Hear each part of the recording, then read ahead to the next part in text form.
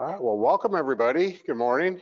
It's nice being class number 2 because I realized everyone was at the bourbon thing last night. So everyone's bright-eyed and bushy-tailed. So anyways, project management involving medical equipment installations. So where did we begin on this one? We're going to find out a little bit about my history here, but let's first who I am. So I'm Gregory Goll, manager medical imaging and projects. Well, actually, let me rephrase that. Projects and medical imaging services at Wellstar Health System, Marietta, Georgia. So what is Wellstar? We're right now 13 hospitals. We basically cut the state of Georgia in half from east to west. And so I've got a bunch of, little bit of the demographics right here.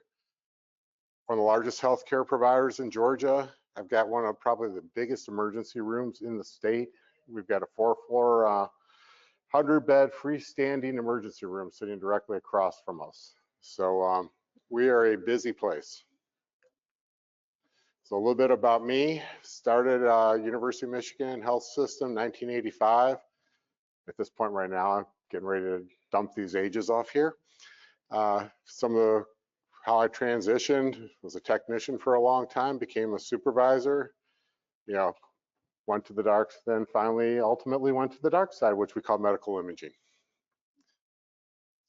Nobody's laughing at that one. Okay, so anyways, okay. That's what a few people have joked about, because my claim to fame was hearts and things like that and trauma medicine. It's like, you went where? And so thought for the day, if you can't explain it simply, you don't understand it well enough. And so my hope is, when I've got a lot of information on these slides, I'm not going to dwell a lot on it, but all these are available because I want you to take them home and I want you to use these as a reference to go back on. Also, a lot of my verbal stuff, give you everything on the slides, you'll never come to see me again. So, come on, got to get you guys woke up. So there's some of my projects, just some high-end ones. We're not going to dwell on those. So anyways, this is the most important thing I want you guys to start with to think about. So when you're talking about communication and projects, first of all, how many people have experience in projects? Give me levels. Okay, so we got a lot of people. Okay, good deal. Biggest thing we have in communication, how the customer explained it. Can you guys see this okay, or is this, so anyways, how the project leader understood it, how the analyst designed it, how the programmer wrote it, how the business consultant described it, how the project was documented. Pretty true. What operations installed, and how the customer was billed, how it was supported, and what the customer really wanted. Yeah, and I'm just gonna jump into one of my little things here. I got a question for you. This is a rhetorical one. Give me one difference between a computer monitor and a TV. Anyone got that one? You change the channels on a TV. So where this comes into play is, just recently we did a project which was unique to us. We're setting up a new OB-GYN practice, and everyone knows about, you're doing the ultrasound of the mom, you got your nice little ultrasound picture. Now they've got the dad, for years they've had the daddy screen. So dad could be on the other side of the room watching, get to see his new baby. Now, we did a unique one, which I hadn't done in a while, where our doctors wanted to see real time what was going on. So basically, switch between, instead of a computer monitor, we've got 6 moms potentially at the same time in each of these rooms. So they needed to switch back and forth. So the first problem we ran into was, as we spec'd this out, IT heard display. Yeah, we're going to display. First thing that comes to mind, your computer display. The reality was, we had discussed TV. So we went to go live on this. Guess what we ended up with on the wall? A computer monitor. And we ended up in the room with the doctors, a bunch of computer monitors. So as we're saying, the clear communication, and it was something we pointed out in the beginning of that project, is saying, and it had been a long time since I'd seen that setup, because we used to use that in the ORs at the University of Michigan, where we had a whole bunch of screens back in the day, and we had the switch box. We could watch each OR, but I hadn't actually done that in any of my installs in decades. Nobody ever requested being somewhere else and watching real time what was going on in another room with a patient, because what's the biggest issue you've got? HIPAA. Wrong person's in the room watching something, it can be a nightmare. So anyways, cost of project failure. So we're going to talk about one of the biggest things. I hate starting out with doom and gloom, but this is the reality of it. Projects go over budget all the time, 20%, 27% on average. 1 in 6 projects has a cost overrun of 200%. 17% of IT projects go so badly that they can threaten the very existence of the company. Now, how many people, I'm going to use my favorite thing in the whole wide world right now. How many people use Workday? How many people love Workday? How many people have seen that video of Billy Idol going, on Facebook or YouTube or something, going like, Workday is the greatest thing known to mankind, and how many people want to take a bucket of ice water and dump it over his head? Right here. And part of it, it's not a bad software by any means. Go ahead. Is this specific to healthcare?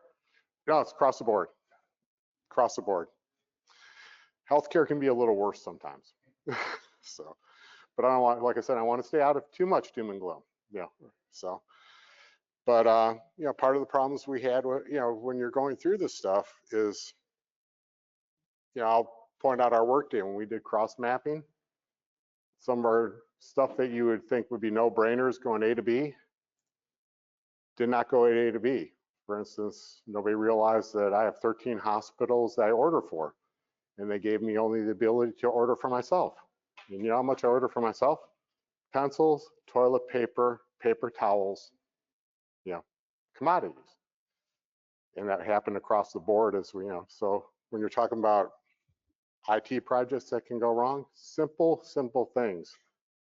I think our first toilet paper order, we actually took us 3 months before we finally got it, or we didn't have to chase it through a major hospital, Kennestone.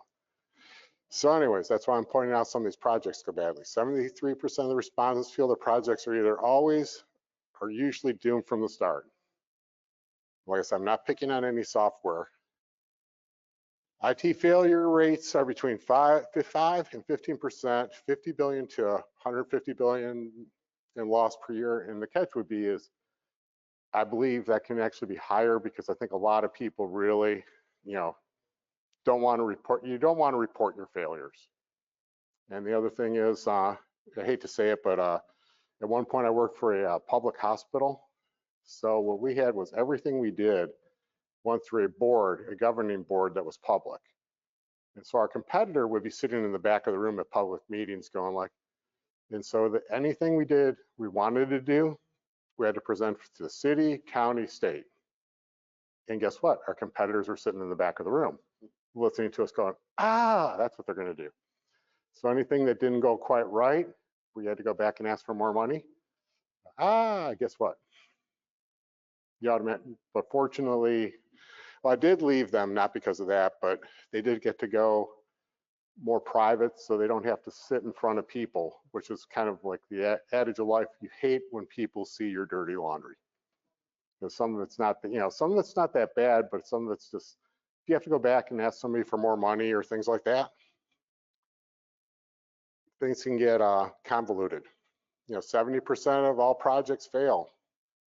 I've had a lot of, you have to determine failure. The way I always look at it is, if you start at point A, your goal is to make it to point B in time frame C. Any of the above doesn't make it, in theory, in one form or another, you've had some sort of failure. 55% of all project managers cite budget overrun for a reason, is a reason for project failure. One of the things is, I'll come back to 1 second. So 9.9% of every dollar is wasted due to poor implementation of a business strategy. Projects are 2.5 times more successful when project management practices are used. And so going back to how did I get into this? Back in the late 1990s, I was at the University of Michigan. My claim to fame was trauma medicine, a little bit of surgical stuff with lasers, and ICUs and cardiology. So they were looking, we're replacing all the monitors in basically our whole hospital, hundreds of monitors, 500. So they were looking for somebody who would step up. When they went to the audience and said, okay, who of you wants to do this? Everybody's hand was planted firmly on the table. Except I must not have had enough coffee that day. I raised my hand and said, sure, no problem, I'll do this. So anyways, go back to that one. So what happened was at that point right there, I had no idea when I started, what is a project manager? I just knew that I had to get from point A to point B. If you look at the first slide, there's a RHP is Replacement Hospital Project, the largest at the time in 1985-86, the replacement of the University of Michigan Health System Hospital. And that's why I started learning project management, because we basically had to start from square one on a brand new building. And we were told you could not go back to the state of Michigan and ask for a dime. The state of Michigan gave us one mercy. They said from here on out, you're on your own. So what I want to do here is phases of project management.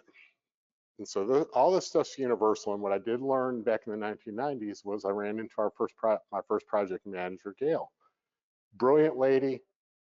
I started realizing there's a plan. Somebody above me, has been watching this. I'm great. I've always been great doing my lane for 14, 15 years. But there was always somebody over the top of me until that time where I stepped forward and said, okay, I'm getting the hang of this. Then as came to a place called Erlanger, I stepped up and took a lot bigger role in that. So all these are right here are standard definitions: initiating, planning, executing, monitoring, controlling. The biggest thing right here on the bottom of that, closing. If you do not close a project, you've never completed it. So that's one of the things I look at. There's been a few projects in my career I consider, even though we did great, we never completely finished what we want. Everyone else thought from the outside we were great, but we never did hit exactly what we wanted to hit in the end of it, closing it off. But still, in theory, it ended up closing by de facto, but not the way we wanted. So when we're talking about the life cycle of a project, the phases that a project passes through, and some of these I'm going to be passing through a little bit because I also want to take a little time for questions and answers and stuff.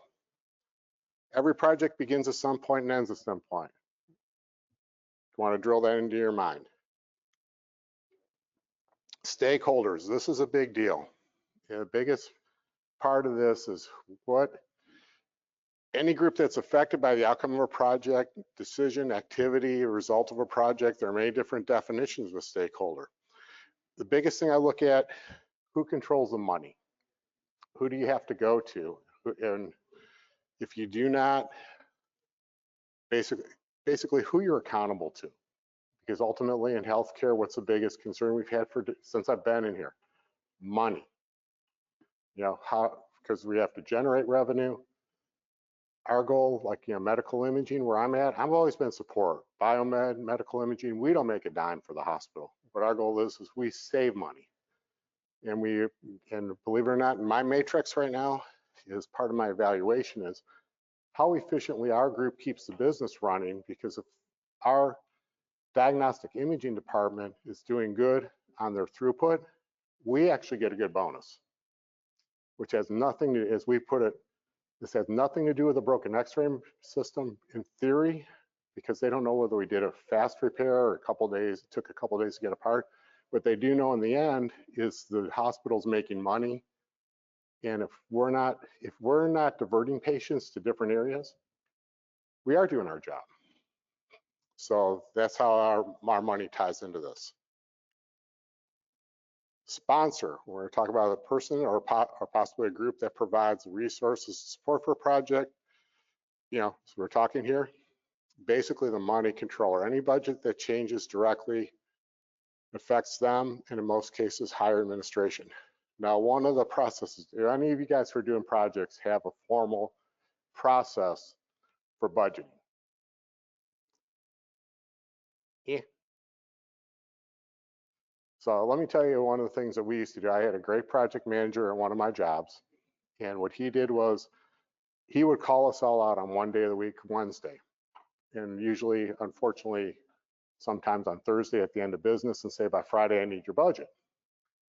And what he would do is he would give us a line item, each of our lanes, to make sure that we had in our row the money we needed. So when he went forward to that governing board, we had covered our possible, shouldn't say possible, we had covered everything that we thought in our system that we needed to budget for.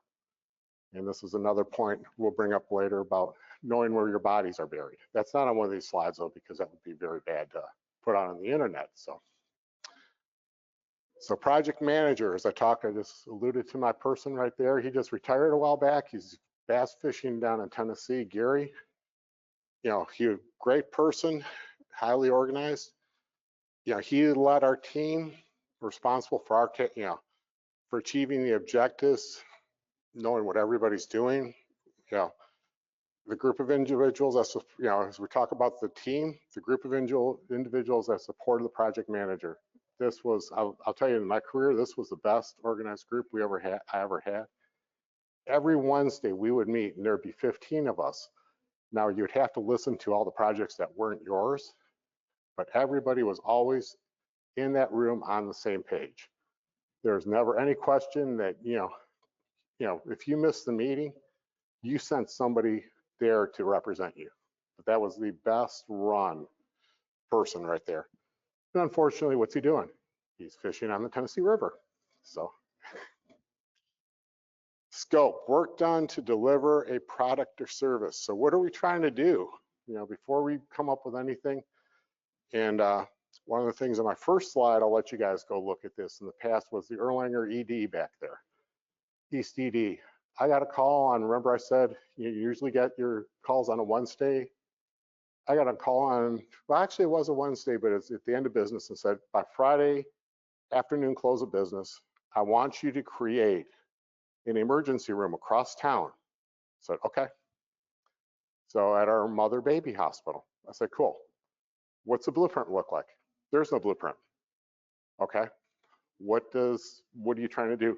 Go down to our main emergency room, duplicate that, and put it out at our East Campus. And I'm like, okay, great. So I have no blueprint. I have 48 hours to do this. How long, when is this going to happen? Well, we just applied for the certificate of need. It's within, who knows? I said, you know what? I have no idea what the time frame is. I'm going long, and I'm going 3 years when I set my budget. So everybody, most of my other group, want real time for like here and now. I said, you know what? Everything that I do is going to be list price, and I'm going to budget it out 3 years. Lo and behold, 3 years later, guess what?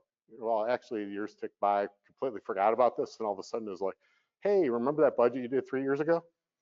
We just dusted it off, and we've got to get this done by December 31st, and this is like July.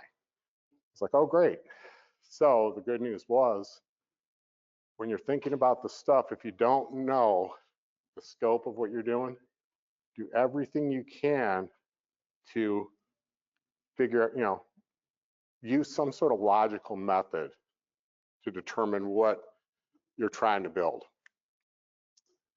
Money, we're talking about scope of things, money, tools, people, materials, data, relationships. One thing I've been a strength of my career is that bottom one, relationships. Vendors like working with me.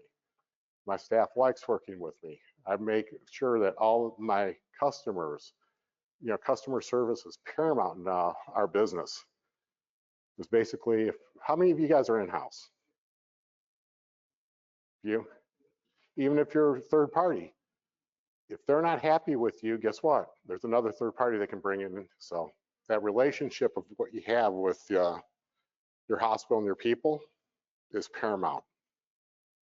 I've always been in-house all my career, so I've been kind of blessed per se. When we're talking about staffing, who do you have internal? Who do you have external vendor resources? How many times have you been overwhelmed that you need phone a friend? You know, some of the groups out here, that's why I've been attending these for years and years and years. The exhibit hall over here, I can't tell you how many times I've tapped some of these companies over here for not really as much as the external, well, I actually leverage their staffing by buying stuff from them, you know, to have them basically indirectly help me out. So, you know, sometimes you can reach out. Some of you guys have the ability to reach out to, you know, third-party services to pull people in. I found 90% of the time that when I was in, especially in the biomed world, you know, you almost end up with a babysitter because somebody may come in, they have no idea what you do for business, and you have to, you know, kind of spoon feed them for weeks and weeks and weeks to get them online. Vendor resources, what can your vendor give you? And one of the things that going way, way back in the days, and this is going to tie in as we're talking about for a little bit, specifications.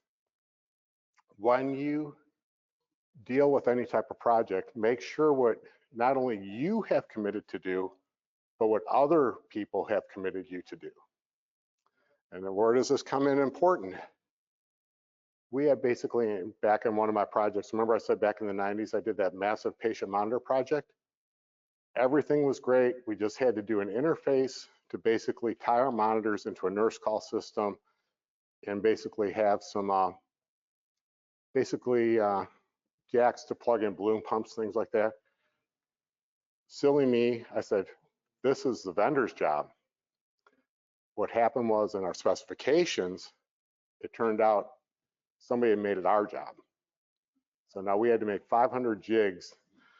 So when you're understanding what your vendor resources are and what your resources are, make sure who's committed to what. Yeah. Quick question. What's your vetting process for a vendor?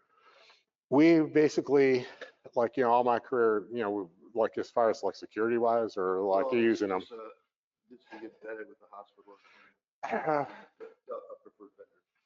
Well, usually with the preferred vendor right now is what we've usually had is before I got, you know, there's usually our OEM vendors for our preferred vendors, but like, you know, if we're dealing with the vendor and I'll pick on a company that I won't name that actually they're out here, but I started doing business with them and they actually, I know a lot of people in the profession. And so the way I look at it is if somebody drops somebody's name, like I happen to have a chit chat with a company and we were talking, I said, okay, I check references. I say, you know, I want to know who have you done work for, you know, what is the magnitude of what you've done. And I remember, I want to say about 3 years ago, one of the vendors I did select, the first thing when we were sitting down, just, you know, eating, you know, like a lunch, and I said, he dropped a friend of mine's name from that ran a group of hospitals in Missouri. And I said, okay. I said, you do realize that before I leave the parking lot, I'm going to be on the phone to him, because he realized that I don't think he realized at the time how close we were friends. But I said, you realize if I am going to call him. And immediately the first thing I did, I called him up and I said, you ever heard of these people? And he goes, yeah. I said, have you ever heard of this guy? And rest in peace, he passed away tragically to a heart attack, so I won't drop his name. But so he said, yeah, these guys have been doing a great job for me. They've, you know, helped me out supplemental wise. And so what I look to do is I tell people, like when I'm looking for a new vendor, like right now, one of the challenges I've had is we are basically in our imaging world, we're under a huge multi-vendor agreement for a long time. What happened was over time, they realized that wasn't fiscally as good as you'd like to have. And so what I've been able to do is start bringing more and more people in. And I tell people, so what I need to do right now is fill holes. Like if I have a vendor that if you do de-installs, you sell equipment, you know, the biggest thing I look at is what service can you provide me? That because there's two things I do with the vendors. Number one, if I'm not going to see a good use for like giving a vendor business, I'm not going to tell you to sign up and go through our green security and pay $1,500, $2,000. I just always feel, there needs to be some sort of a accountability on, kind of like both sides. If the vendor can do something, verify it, bring them in. If I don't have the business, like at that point, I've told people before, I said, just hang tight, wait a little bit until this, until the climate changes. And right now, with the way Erlanger, not Erlanger, sorry, I'm at the wrong hospital, Wellstar bought a whole hospital system out in Augusta, Georgia. So we hiccuped, we went from, we closed 2 hospitals to getting a bunch of hospitals.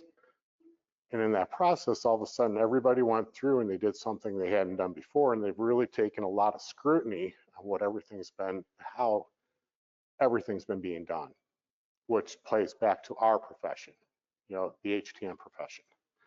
So what I do is I just look for what my need is.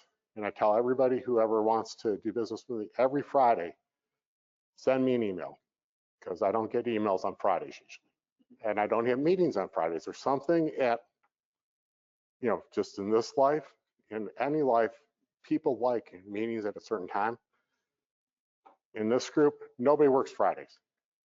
They don't schedule, there's like 1 meeting. So I always tell people, hit me on a Friday, and eventually, if you keep hitting me, eventually, there's been vendors where I've said, I need you, send me your W-9. But, it's one of those things that, so what I do is I encourage people to keep, like I said, I've been going through this exhibit hall over here for years.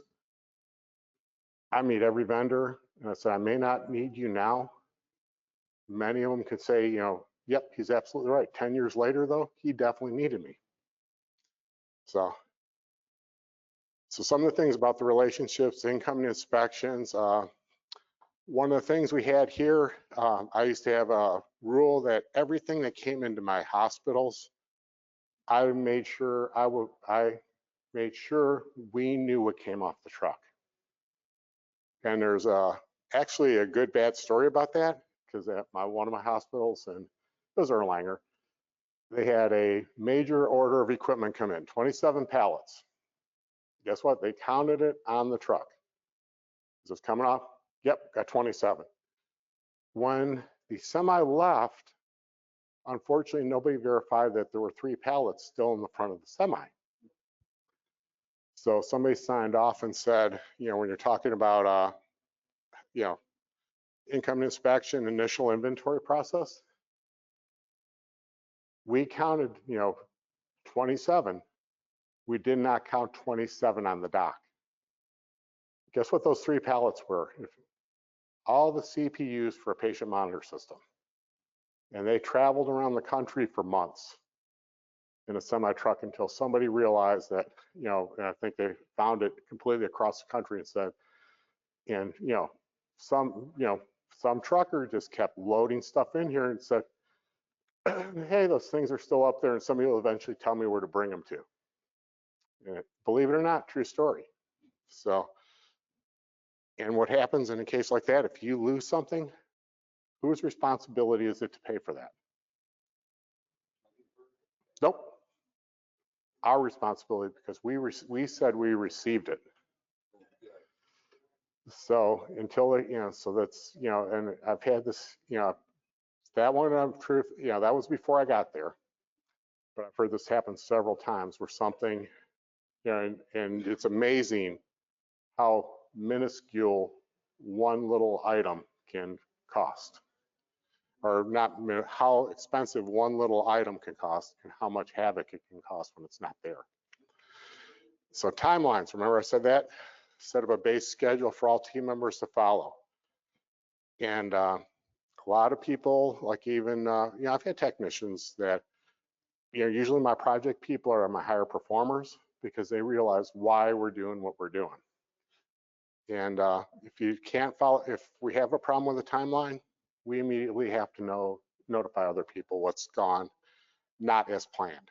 Nothing's gone wrong, just not as planned. And always, approach things in a positive light. have some project management software. We use all, these are just some examples, Microsoft Project. You will notice one thing, I've been PMP trained, I'm not PMP certified. The only reason why I didn't do that was I went through all of it to the end and I realized when I spent all the money, I didn't get any benefit. Now, when I got that CHTM, magically I got a benefit. CVT, I actually got money. For, as soon as somebody said you're certified biomed tech, I got 75 cents an hour.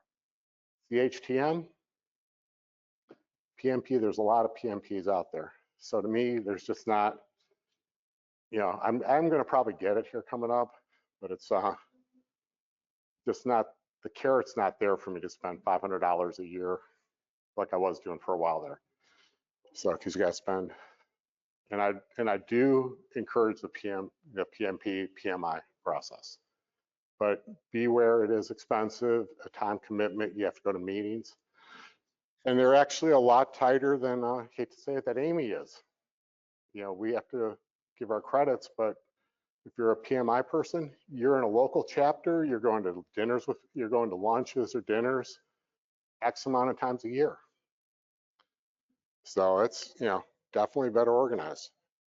Team member tracking a project, establish a process for internal and external members to track their process, like I said, teams, everyone's included on important communications. And we've had this happen as we've expanded. People all of a sudden, the biggest thing when I said relationships, I have enough people that know when I'm supposed to be on a meeting that they'll all of a sudden go like, oh crap, where's medical imaging?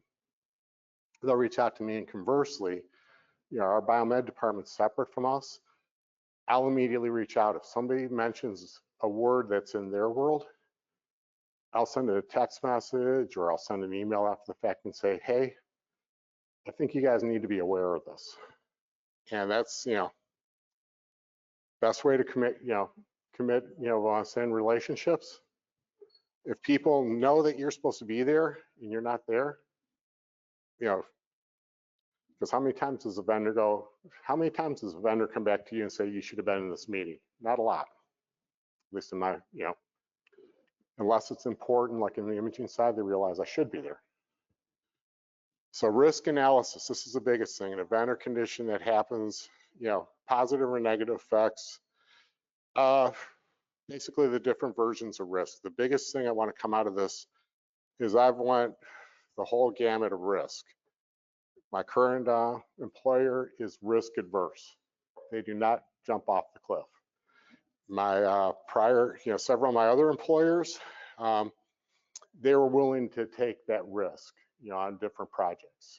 I can think of one project that we did up at, that was being done at McLaren before I got there. And basically it was a imaging system, and I'm trying to remember the exact name, but basically it was a one-off type, it was only 2 in the world, and there was, this thing had millions of dollars in it, took 5 years to get it online, and the name's going to come to me in 1 second, but the catch is you had committed like 7 FTEs to build this system in a freestanding building for years, millions of dollars, but you didn't mind, they didn't mind the risk, because the reward, if it came through, was, like I said, the imaging system will come to me because it's on the tip of my tongue, but they, like when we're talking about appetite, a lot of people don't like risk, because if it does go wrong, a lot of loss. Importance of documentation, meeting notes, documentations of assignments.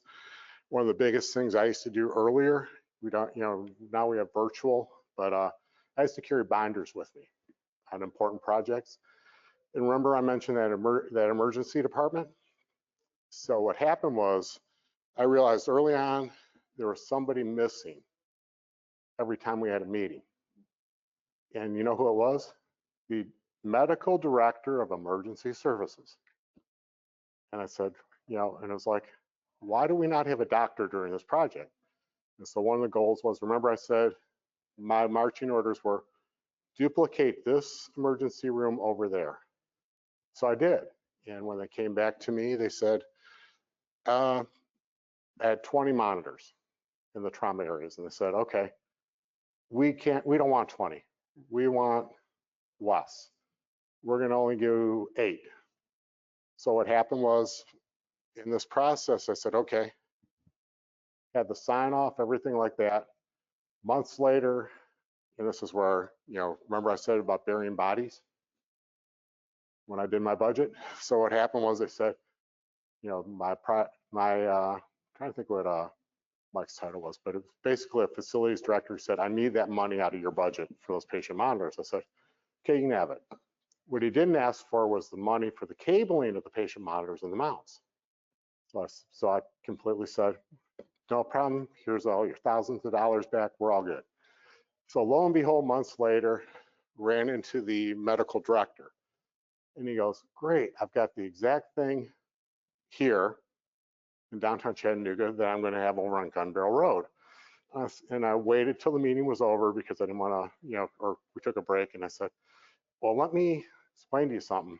So I brought my little book out, and I've had an initial signature, and I had some emails to follow, and I said, the bad news is you don't have your monitors.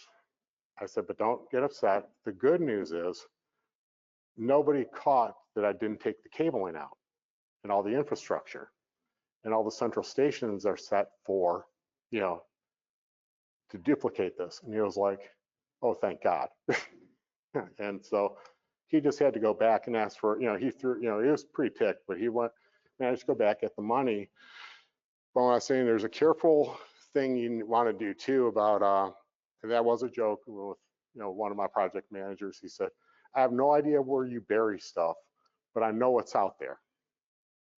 And that was where, like I said, that came out, that documentation. If I had just done that without having anybody sign off, guess what would have happened? Very bad things. Critical path, the sequence of activities that define the longest path through a project. So have any of these stories I've had, any of you had any experience with that or not, or I'm just kind of unlucky? Nah, okay. I made that determination. I think one of my friends one time, a nurse, I said, I was called out for 2 plane crashes and a factory explosion, and I always showed up and I was like, I feel I'm really unlucky in my profession because I said, when horrible things go wrong, I'm always here. And she goes, no, that's not it. You're missing the point. You're chosen to be here every time. So you're looking at it backwards. And that was back on the first plane crash at Metro Detroit, like 2:55. You were the tech that was supposed to be on call for that little girl, not anybody else. So, scope creep, tie up. What scope creep is it's like a spider web. It's the most horrible thing that you can run into. People decide they want to do stuff midstream. Scope change. So I'm going to flip through some of the stuff. So I want to make sure don't go too far over here. Now, do you guys have any questions at all? You can feel free because we got a half-hour break in between here. I'm not going to keep you from your food out there, okay? Compression crashing. So some of the things you can talk about. Compression, maintain all aspects of the project, only you're decreasing all the overall time to complete. Crashing is, remember, can be good or bad most of the time. Remember I said, you start adding, there's a adage, if you just throw money at it, it will get better. Any of you had that old car that, motor's starting to have a little problem? I'm going to throw $500 at it. I'm going to throw $1,000 at it. I keep throwing money at it and hoping it'll get better. And you realize that no matter what you throw at this, it's not going to do any better. When you start throwing money at things, it usually, the outcome is not what you want. All you end up doing is spending money because it does not actually get you the positivity. But a lot of people feel better because I think I'm throwing everything I can at this. And finally, down below, fast track. Well, put fast track first. The process of performing tasks in parallel so they'll be able to finish a little sooner. If you got a functional team, you can get people to work together and you can move through stuff faster. Dysfunctional, a technique used to ensure that success is not an option. Anybody ever had a dysfunctional project? Oh, come on, guys. God. You guys are so much better than me. I think, well, I need to go out there and you guys need to come up here. Acceptance criteria. And where this can, want to point this out, when you're ever involved in specifications, and I'll use a good example. If you send, this is an EEG system, okay, how many people have dealt with a sleep lab before? Come on, guys. Okay, lo and behold, way back early in my career, acceptance criteria was our job was being young biomeds, a whole group of us, 9 of us, the whole graduating class of Schoolcraft College in 1985, got hired by the University of Michigan. Bid compliance, you will make the vendor adhere to everything in this bid, verbatim. Cool, this is pretty easy. We read the bid, run it to the vendor. I got the sleep lab bid. So the first thing I did was I was looking through it, and I said, okay, I knew a little bit about sleep labs. I was still pretty young, but I said, okay, everything works good in the light. Let's turn the lights off in the room. Let's see what the images look like. Lo and behold, everything went black on my cameras. And I was like, okay, this isn't working, guys. And they said, and vendor comes back and he said, well, if you're reading the specifications right, Greg, it doesn't specify low light cameras. And I was like, what? Lo and behold, in the bid specs, the criteria, I followed the criteria. We both had followed everything verbatim, but somebody, when they wrote the specs, did not specify. Remember, I go back to that swing picture. Keep that ingrained in your mind. Because somebody relied on you to say, somebody relied and said, whether they wrote the specs or relied on somebody to read the specs after them, they missed it. So guess what? Out of the hospital's budget, they paid for that. Another thing that went horribly wrong at that first one of RHP was we had we called it a mercy time, where we went through all these bids, and one of the things, we had a nurse call system for a 500-bed tower. One note in the criteria was everything had to be modular. Plug in. Back in the old days, and this is where I'm showing my age, so bear with me, guys. They used to hardwire nurse call systems back in the day. A lot of our systems were hardwired. Then they came up with all these wonderful, plug and play stuff. So what happened was we got all the way to the end of, we were open on Valentine's Day of 1986. And when we went through and we gave our punch list of all the things we did find wrong that didn't comply. One of them we found was the modular jacks were not installed in the nurse call. Well, one of our VPs said to get this money off the books, he said, all is forgiven. Out of the graces of my heart, you don't have to comply. So that created a horrible thing where we had to hand replace patient stations, code blue switches, toilet switches. I will say there was never a group of technicians I've ever worked with that was better at splicing wires than that group at Michigan. Fast forward many years later, we actually bid in-house to make that whole system modular. The good news was by that time, we had moved from single young guys to married guys with families, and everyone's going like, yeah, we'll bid this and we'll do it because now we have money to pay for Pampers, daycare, all that stuff, so. But the tens of thousands of dollars could have been avoided, and all the aggravation for over a decade of hand replacement wiring because the acceptance criteria was not backed up. Understanding the scope project, define the timeline. We've already talked a lot of this stuff. Ways to build a project. Remember I said long-term?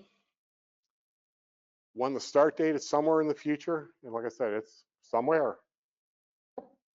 Short-term, the project is defined as a start date, funds are available. Use the most accurate pricing, build it to fit. This is a bit of a problem. It can be the hardest, but set a set amount of money that cannot be increased. And hopefully I may come back to the slide. I'm waiting to see. I had to compress a few slides out here because of sending it over. So if I get to my one slide back there, you'll see more of this. If not, I'll come back. Define the factors. What is the predefined budget? Scope determined. Everything you need in the budget. Vendors or a bid process. You know, newer existing area. I think we mentioned in the prior presentation about shielding. You know, in my new world of imaging, lead shielding, love it or hate it, it's a necessary evil. It's a regulatory, you know, it's, if you're going to put an x-ray system into an area that's never had an x-ray system, the first thing you should ask is, did anybody do a shielding survey in this room? Or what do you have to do to make it compliant? Tempting to reuse anything without checking. Now that I work for a different employer, I can bring this one out. I spent my 40th birthday basically trying to repair it. That was one of my other claims to fame. I was a telemetry expert. At my hospital, my director at the time said, we have an existing telemetry system. We have antennas through this whole wing. Can we reuse them? And the vendor was going like, you know, Erlanger was a little cheap at the time and said, kind of you could. And so long story short, they reused a bunch of antenna systems from different vendors. So years later, the first time when I started working there and I went into a ceiling and I started looking around, I said, oh my God, I had spools of cable. I had also, and I said, you know, this is not good. So what happened was, lo and behold, years and years later, there was a catastrophic failure on one of our floors. And what happened was basically that antenna system failed. And I went back to the vendor at the time. Anybody ever heard of a company called Vitalcom back in the day? Oh, come on, guys. I have to do a history of biomed. That'll be my presentation next 2016. I'm going to do the history of biomed, all these companies, so you know where we came from. So anyways, called the vendor up and he said, you know, I told them not to do this. And the last thing you want to do is I'm sitting here with an administrator over my shoulder going, we're on divert. What are you going to do to get this working?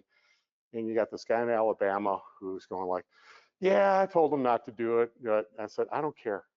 Get out here right now and we have to try to fix this. The only fix for the system was, unfortunately, we ended up having to we were buying a new system because we had already identified when I got there that the CPUs of the system, remember I said critical path?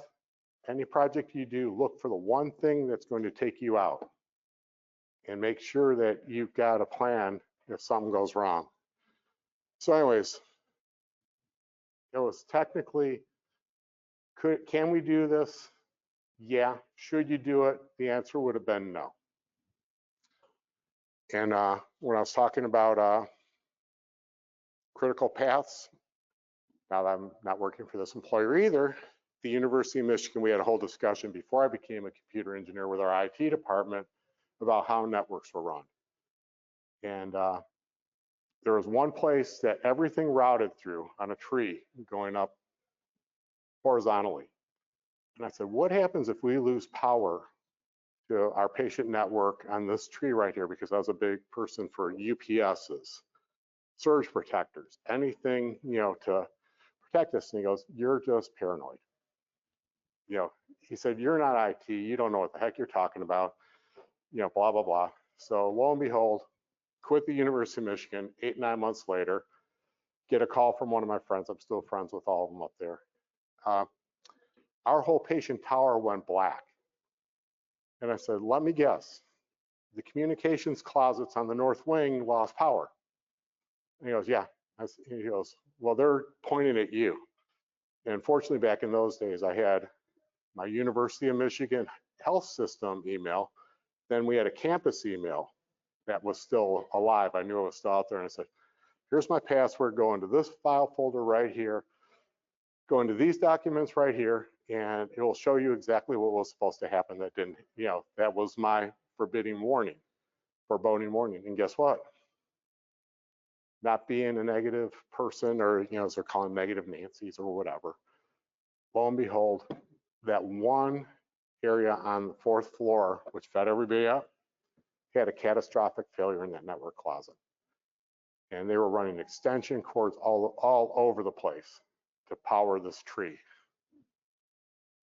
So when I'm kind of, if you think, you see stuff like this, make sure you document it. Like I said, I had 8 months later, I was a supervisor, 500-600 miles away.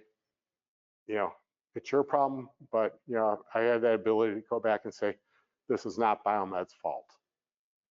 We identified it, so funds availability, RHP, we had an 80-20 rule, 80% cash on, freight on board, 20% was when I signed the paperwork. So I had, that was what I call one of the beauties of at that point in my career, because I had a lot of leverage over a vendor. Because if I didn't get what I needed and nobody else gave them a free pass, they had to get their, it's $1 million, 20% is a lot of money. $1 million isn't as much today, but back in, the 80s, $1 million was a lot of money. How long does it take your employer to pay an invoice? How many people have slow, in this day and age, I've had everything from net 30 days to slow boat to China. The one, I used to actually be able to beat a lot of people to get equipment because at Erlanger, I could pay net 30 days. So I'll pick on you. Your hospital pays 120, 180, they call me and say, well, he wants it more. And I said, well, you know what? I can guarantee I will hand deliver your invoice up to our accounting department and you'll have a check within 30 days. Guess who got the equipment? I did. But you need to know what your employer can pay. Blueprint control. Make sure everybody's working off the same documentation. I can't tell you how many times I've walked in and, we used to have that Wednesday meeting. We get a call and say, everybody would come now, get your blueprint. Sign the sheet, just so we have the sign-in sheet here. You signed off or virtually, you could do that today. You guys need to look at this. We know you saw it. Access for all team members to communicate important items like budget planning. And I gotta hustle it up here. Bandwidth and life, before you start doing any of this stuff, make sure you can, you have basically the bandwidth to do it. Communication ability. I have worked with some of the most brilliant engineers in the world. Unfortunately, they cannot communicate to a nurse. And I've had numerous times where I've had them say, I would just like to hit him over the head with a shovel. Or you talk geek, I can't understand a word. He talks geek, you translate geek, I want to talk to you. Patience. If you can take a deep breath, count to 10, great. So with this football back billing, at one point I could actually bill my labor back to a project, which helped me keep my budget in line. Have a plan, be careful. Know your roles, know your boundaries of your role. Do not go into roles like system administrators you're not equipped to do, that you shouldn't do. People, once you raise your hand and say, hey, I can help you out, guess what? You own it. Do not make a contingency plan. Like I said, do not make promises you cannot keep. Okay, construction issues. Where's it going to go? Is the replacement of similar device? Purchasing equipment. I'm watching my time here because I want to get to a couple things I want to talk about real quick. Common fit, can't stress that enough. Line 1, do not go out of your lane unless you have the ability. Unfunded equipment, we couldn't do consignments, quick purchases, only device, not pieces, interfacing non-compatible equipment. Imaging complications, oh man, imaging is a whole new world for me. So access to shielding designs, we already talked about that. How do you get this was a good one. How do you get the equipment into the building? But better yet, how do you get it back out again? I've got an MRI sitting in downtown Atlanta that is chirping its little heart away in an abandoned building, but unfortunately, even though it's chirping its little heart away and it has some value, we can't take it out of the side of the building because we'll destroy a building in downtown Atlanta that would be really get us to the front page of the Atlanta Journal-Constitution of how you guys abandoned downtown Atlanta and how you defaced your building. So if I can get this thing to be removed, it's going to be come out in pieces, or as we call it, a wheelbarrow removal. Hold up the torch. Yep. If I'm waiting to hear, you know, so one of the things that Michigan did back in the day, and this was a new concept to us, a thing called an MRI. Believe it or not, there was a time when we did not have MRIs. I may not look that old like a dinosaur, but anyways, in Michigan, they came in and they realized the MRI department was just, we were down in the B2 level. We had these imaging areas that were basically vacant.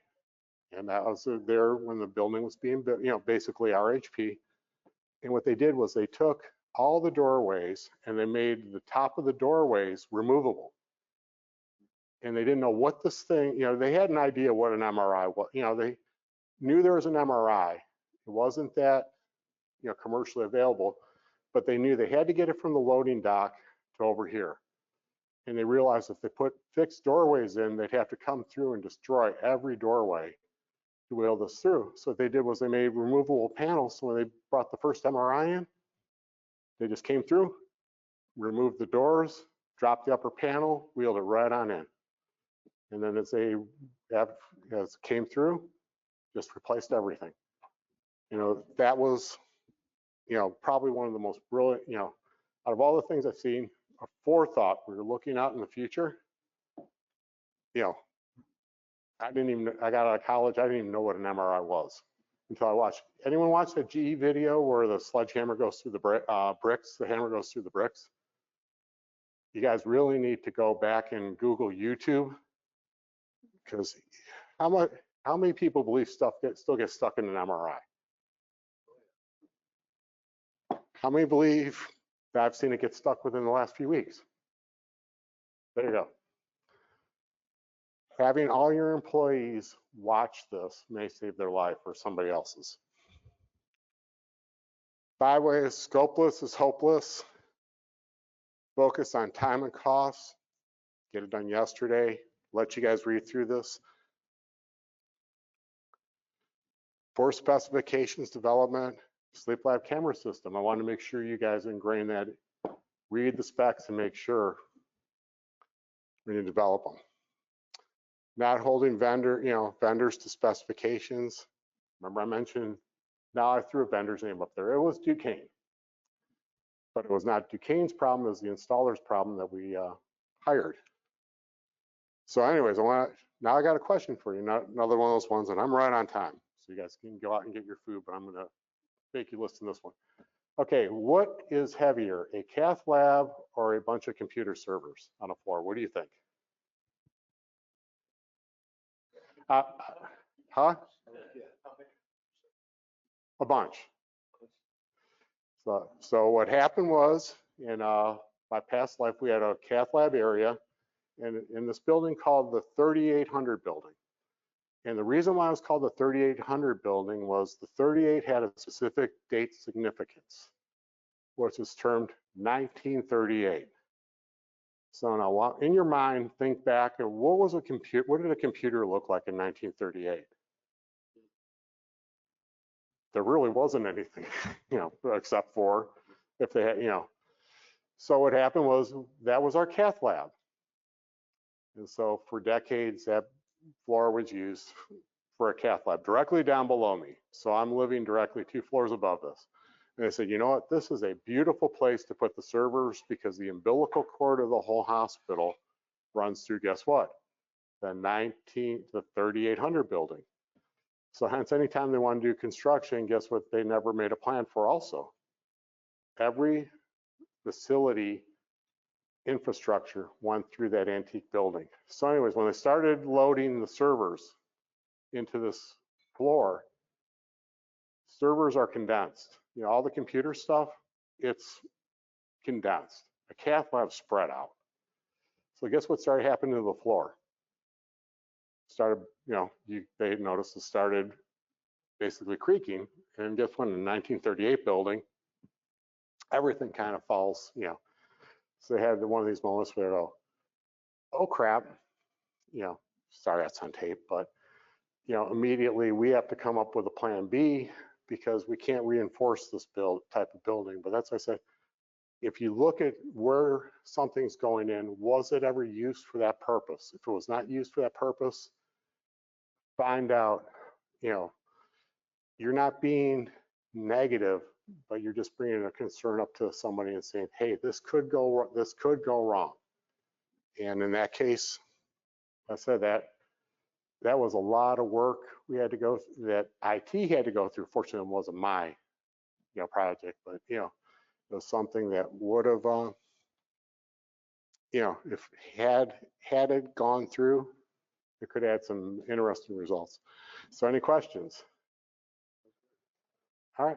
Well, I appreciate you guys attending. I'm still hanging around here for my next one. So thank you.